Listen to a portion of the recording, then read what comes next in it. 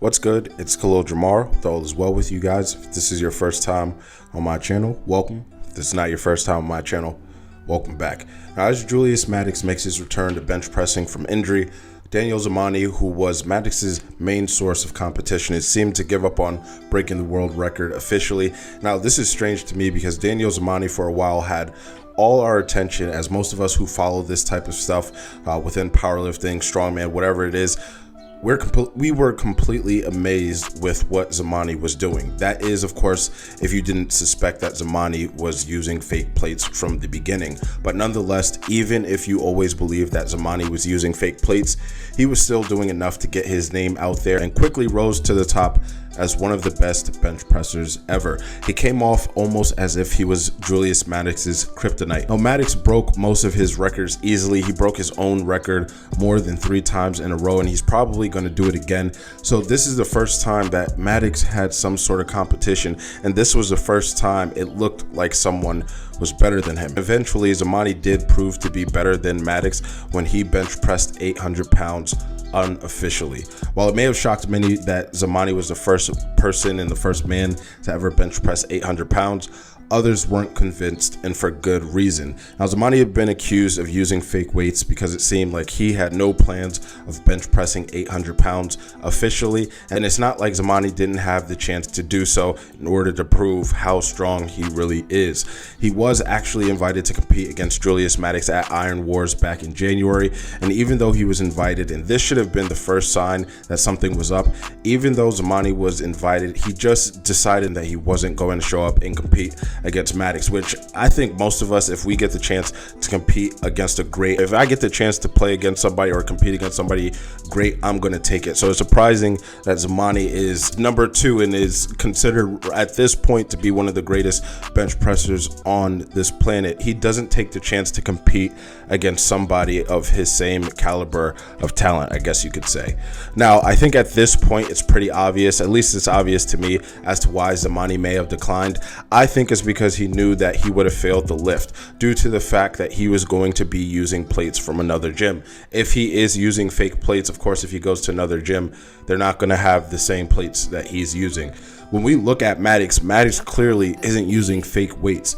He's lifting the same amount of weight regardless of where he's at or what gym he goes to. It doesn't matter. Zamani, the one time he gets invited to another gym to show up and compete against one of the greats, he somehow can't make it. But who knows? Maybe I'm completely wrong about Zamani, and maybe he actually did bench press 800 pounds.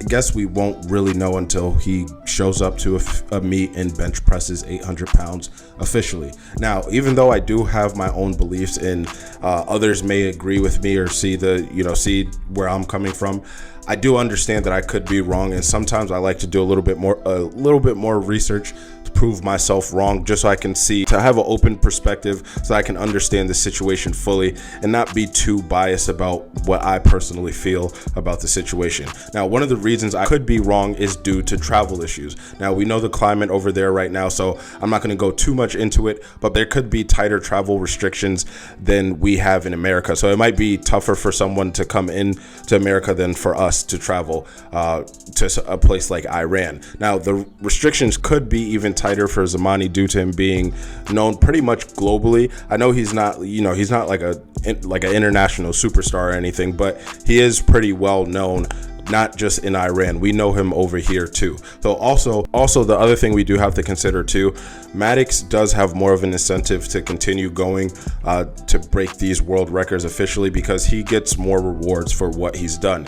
He has a different incentive to breaking the world record. He can get sponsorships, prize money, etc. For Zamani, it might be different. I do see him posting certain supplements he takes, but maybe even with those sponsorships, Zamani might not think that's enough for him to officially go after the world record and do something something that we would think of as impossible. Because I know I wouldn't be happy if I did basically the impossible and didn't get all I deserved for doing something that's going to be like, it's going to leave a mark. So I can understand that, but at the end of the day, I do think that something fishy is going on. I am more on the side now that Zamani may have been using fake plates, but who knows? Maybe some of you guys do. If you do know more about the situation than I do, or more than I said, definitely comment your thoughts down in the comment section and what you know in the comment section. Any information you have on making this situation clearer can only help, so leave that in the comment section. As always, thank you for watching. Make sure that you do like the video, subscribe to the channel. I'll see you guys later.